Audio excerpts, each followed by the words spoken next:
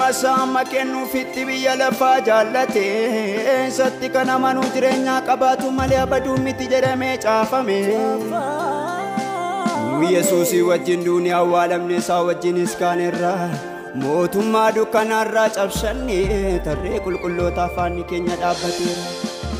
warri kalee sorma turree karaa Yesuusin ifatti argamne uffata adii uffannee muka meetii qabannee isa dura dhaabanne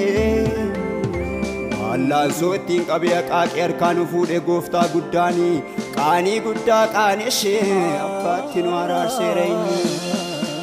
ayyoonni argannoo gurguddaadhaan hawaa gubbaa qubataniiru kalaqas baay'ee kalaqanii gabaa addunyaa dheeshaniiru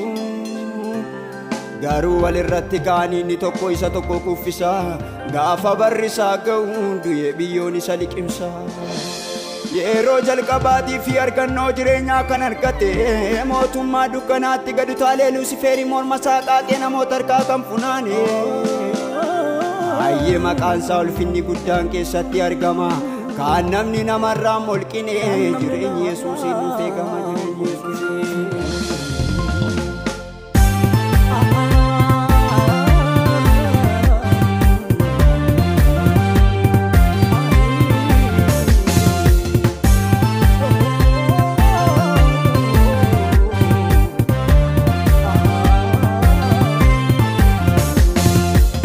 barituna yaada waa'ee fannoo kee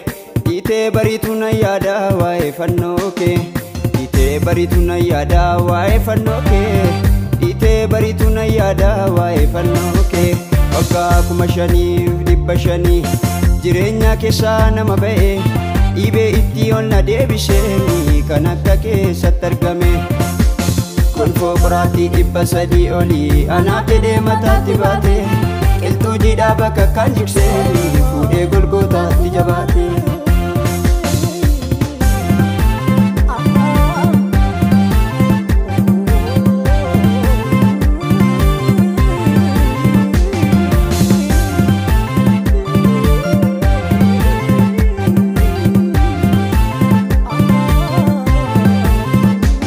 Namna kee alangaan tumamee mudaa tokkotu hin qabaatini Cinaachi keessee boonurame anaaf jedhee lubbuu baasuni jaalalli koo namaatti si kenne utuu hundumtuu si dhaga'u nattis tolee natti siin banne jettee ati siin dubbanne nanima waa'ee Yesuusii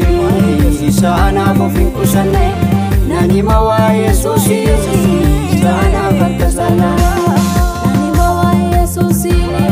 isa anaaf of hin qusanne nanima waa'ee Yesuusii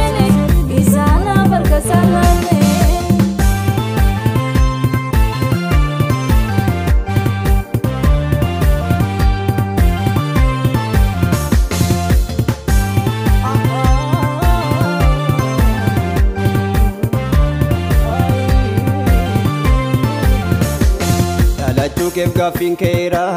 hojii irrattis gaaffiin keera fannoo irrattis gaaffiin keera attootaanis gaaffiin keera garuu Yesuus moo ergameera moo ergameera moo ergameera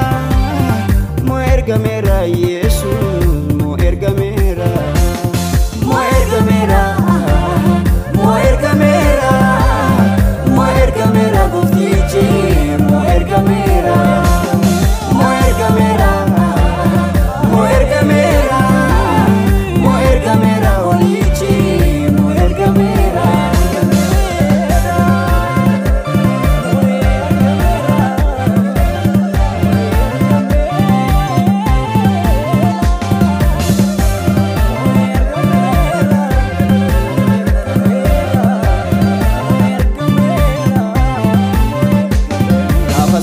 guddaa boroon misiraachoon kun naga'ame Yesuus du'aa keera jechuun guutummaa biyyichaatti odeeffame Yihuudoota bartoota gidduutti mormiin akkas biilaa jabaate utuu kanaan dhiphachaa jiraanii Yesuus humnaan keessatti mul'ate gammachuu guddaarraan kan ka'e ofii isaaniiyyuu wallaalanii akka abjuu ta'anii ija keessa laalaa turanii gammachuu guddaarraan kan ka'e ofii isaaniiyyuu wallaalanii akka abjuu ta'anii